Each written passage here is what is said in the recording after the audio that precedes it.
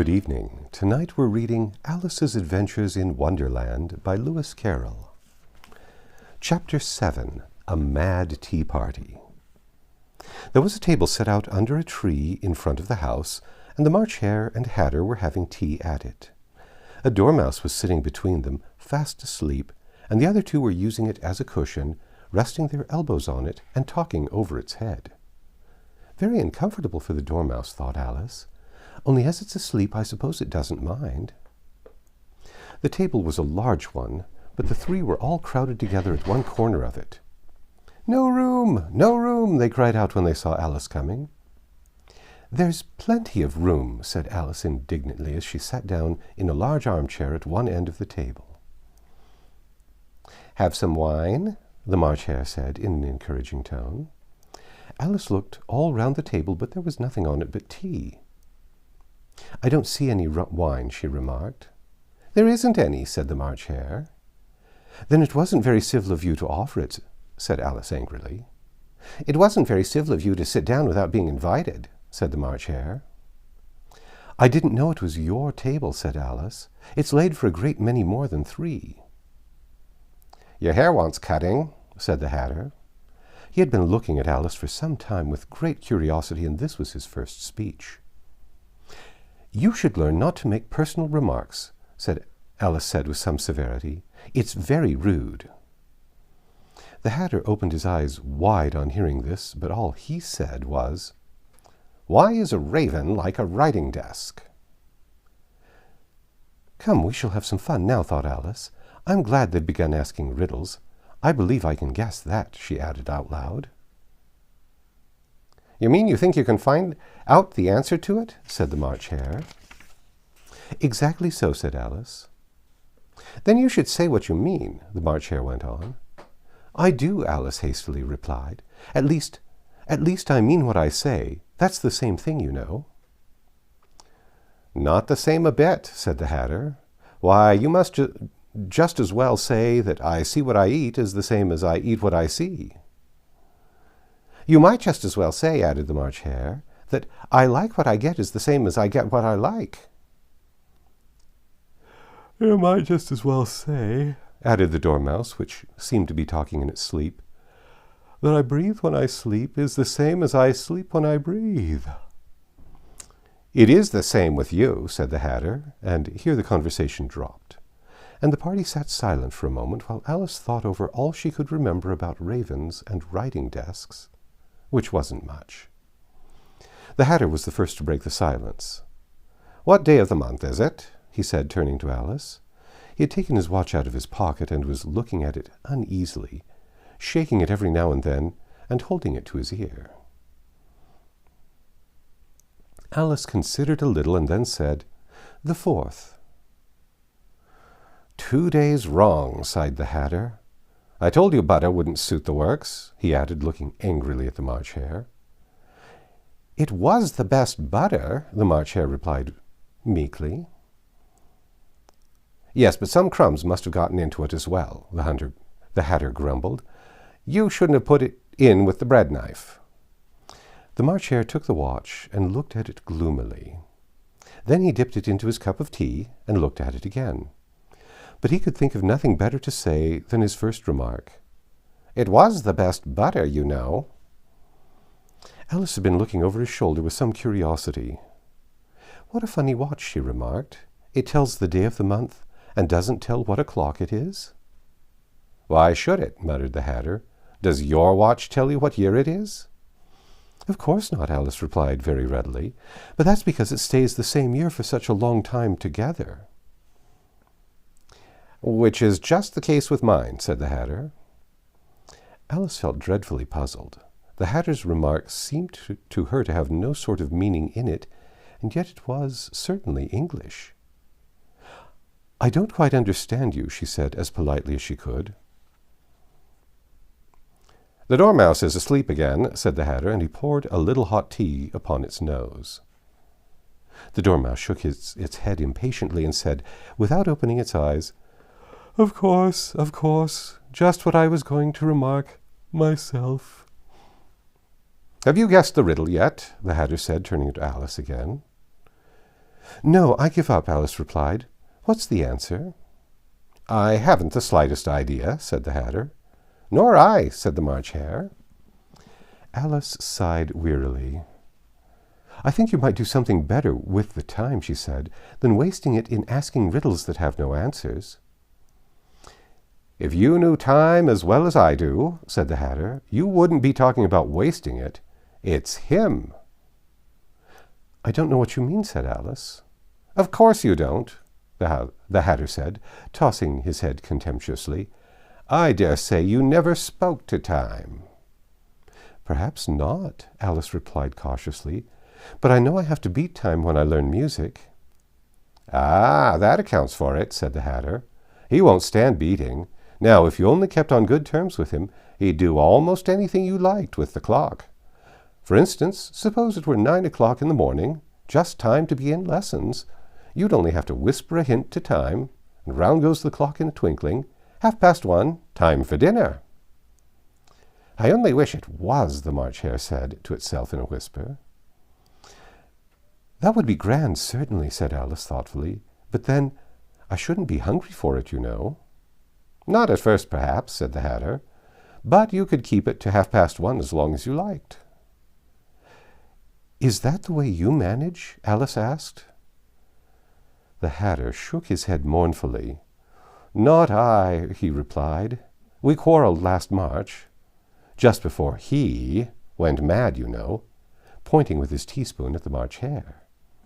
"It was at the great concert given by the Queen of Hearts, and I had to sing, 'Twinkle, twinkle, little bat, how I wonder where you're at.' You know the song, perhaps?"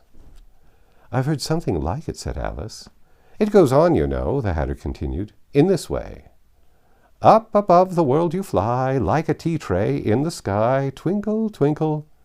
Here the Dormouse shook itself and began to sing in its sleep, "Twinkle, twinkle, twinkle, twinkle," and went on so long that they had to pinch it to make it stop. "Well, I'd hardly finished the first verse," said the Hatter, "when the Queen bawled out, 'He's murdering the time off with his head.'" "How dreadfully savage!" exclaimed Alice. "And ever since that," the Hatter went on in a mournful tone, "he won't do a thing I ask. It's always 6 o'clock now." A bright idea came into Alice's head. "Is that the reason so many tea things are put out here?" she asked. "Yes, that's it," said the Hatter with a sigh. "It's always tea time, and we've no time to wash the things between whiles." "Then you keep moving around, I suppose," said Alice. "Exactly so," said the Hatter, "as the things get used up." "But what happens when you come to the beginning again?" Alice ventured to ask. "Suppose we change the subject," the March Hare interrupted, yawning. "I'm getting tired of this. I vote the young lady tells us a story." "I'm afraid I don't know one," said Alice, rather alarmed at the proposal. "Then the Dormouse shall," they both cried. "Wake up, Dormouse!" and they pinched it on both sides at once. The Dormouse slowly opened its eyes. "I wasn't asleep," it said in a hoarse, feeble voice. "I heard every word you fellows were saying." "Tell us a story," said the March Hare. "Yes, do please," pleaded Alice. "And be quick about it," added the Hatter, "or you'll be asleep again before it's done." "Once upon a time there were 3 little sisters," the Dormouse began in a great hurry.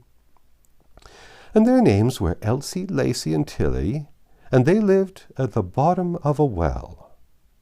"What did they live on?" said Alice, who always took a great interest in questions of eating and drinking. "They lived on treacle," said the Dormouse, after thinking a minute or two. "They shouldn't have done that, you know," Alice remarked gently. "They'd have been ill." "So they were," said the Dormouse, "very ill." Alice tried a little to fancy to herself what such an extraordinary way of living would be like, but it puzzled her too much. So she went on, "But why did they live at the bottom of a well?"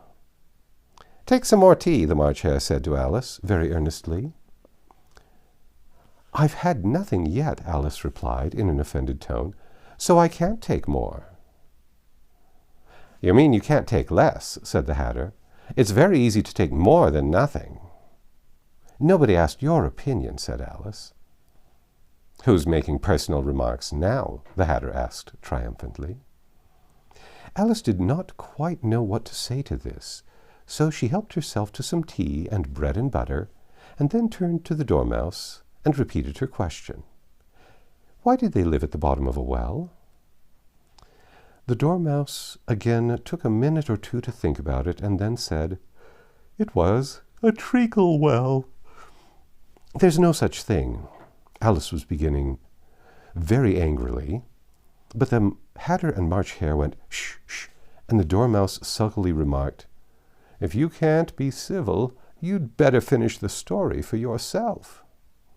No, please go on, Alice said very humbly. I won't interrupt you again. I dare say there may be one. One indeed, said the Dormouse indignantly. However, he consented to go on. And so these three little sisters, they were learning to draw, you know. What did they draw? Said Alice, quite forgetting her promise. Treacle, said the Dormouse, without considering it all this time. I want a clean cup, interrupted the Hatter. Let's all move one place on. He moved as he spoke, and the Dormouse followed him. The March Hare moved into the Dormouse's place, and Alice rather unwillingly took the place of the March Hare. The Hatter was the only one who got any advantage from the change, and Alice was a good deal worse off than before, as the March Hare had just upset the milk jug into his plate. Alice did not wish to offend the Dormouse again, so she began very cautiously, But I don't understand. Where did they draw the treacle from? You can draw water out of a water well, said the Hatter, so I should think you could draw a treacle out of a treacle well. Eh, stupid? But they were in the well, Alice said to the Dormouse, not choosing to notice this last remark. Of course they were, said the Dormouse. Well in. This answer so confused poor Alice that she let the Dormouse go on for some time without interrupting it. They were learning to draw, the Dormouse went on, yawning and rubbing its eyes, for it was getting very sleepy. And they drew all manner of things, everything that begins with an M. Why with an M? Said Alice. Why not? Said the March Hare. Alice was silent. The Dormouse had closed its eyes by this time and was going off into a doze, but on being pinched by the Hatter, it woke up again with a little shriek and went on, That begin with an M, such as mousetraps and the moon, and memory, and muchness. You know, you say things are much of a muchness. Did you ever see such a thing as a drawing of a muchness? Really, now you ask me, said Alice, very much confused. I don't think. Then you shouldn't talk, said the Hatter. This piece of rudeness was more than Alice could bear. She got up in great disgust and walked off. The Dormouse fell asleep instantly, and neither of the other two took the least notice of her going, though she looked back once or twice, half hoping that they would call after her. The last time she saw them, they were trying to put the Dormouse into the teapot. At any rate, I'll never go there again, said Alice, as she picked her way through the wood. It's the stupidest tea-party I ever was at in all my life. Just as she said this, she noticed that one of the trees had a door leading right into it. That's very curious, she thought. But everything's curious today. I think I may as well go in at once. And in she went. Once more she found herself in the long hall and close to the little glass table. Now I'll manage better this time, she said to herself, and began by taking the little golden key and unlocking the door that led into the garden. Then she set to work, nibbling at the mushroom. She'd kept a piece of it in her pocket, till she was about a foot high. Then she walked down the little passage, and then she found herself at last in the beautiful garden, among the bright flower beds and the cool fountains. That's the end of chapter 7. Come back tomorrow and we'll read Chapter 8, The Queen's Croquet Ground.